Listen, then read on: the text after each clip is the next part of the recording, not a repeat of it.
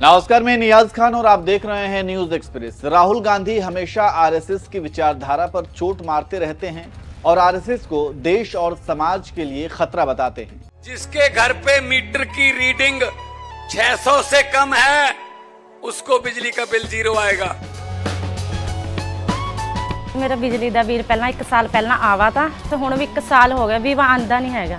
ਜਦ ਆਹ ਭਗਵੰਤ ਮਾਨ ਦੀ ਸਰਕਾਰ ਬਣੀ ਆ ਜੀ। ਮੁੰਡਾ ਸਾਨੂੰ ਛੋਟਾ ਕਹਿੰਦਾ ਪਿਛਲੀ ਵਾਰੀ ਬਿੱਲ ਕਿੰਨਾ ਆਇਆ था माँ 3500 रुपया कहना ऐसी 0 आया। माँ फिर ऐसा मुख्यमंत्री पूरे इंडिया में बनना चाहिए।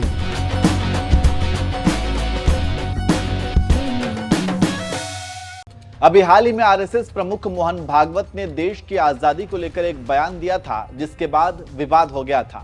वहीं आरएसएस पर गांधी विरोधी विचारधारा होने का भी आरोप लगता रहा है। यहां तक कि आरएसएस संगठन पर 3 बार प्रतिबंध भी लग चुका है। वहीं अब एक बार फिर से प्रतिबंध लगाने का मुद्दा उठा है और कांग्रेस ने आरएसएस को देश के लोकतंत्र के लिए खतरा बताते हुए इस पर प्रतिबंध लगाने की मांग की है। यहां तक कि उन्होंने 7 कारण भी गिनाए हैं कि आरएसएस पर बैन क्यों लगना चाहिए।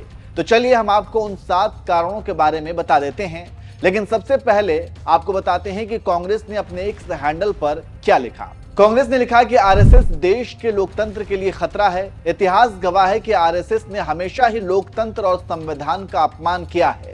आरएसएस समानता, न्याय और सद्भाव की विरोधी रही है। आज समय आ चुका है कि हम आरएसएस की नफरती विचारधारा के खिलाफ मिलकर आवाज उठाएं। इसके बाद कांग्रेस ने 7 कारण भी गिनाए। पहला, संविधान विरोधी सोच। भारत के संविधान को विदेशी बताकर मनुस्मृति को श्रेष्ठ मानते हैं। दूसरा, आरक्षण विरोधी। दलित पिछड़ों के अधिकारों का विरोध। आरएसएस में अब तक कोई दलित प्रमुख नहीं। तीसरा, शिक्षा बजट कटौती। ओबीसी, एससी, एसटी की स्कॉलरशिप में कटौती। चौथा, महिला विरोधी मानसिकता। महिलाओं को पारंपरिक भूमिकाओं तक सीमित रखने की सोच। पांचवा, राष्ट्रीय प्रतीकों का अपमान। दशकों तक तिरंगे को नहीं अपनाया। छठा, अल्पसंख्यकों पर हिंसा। मुसलमानों और ईसाइयों पर हमले। सातवां, संस्थाओं पर कब्जा। सरकार, शिक्षा, प्रशासन और संस्कृति में आरएसएस की घुसपैठ।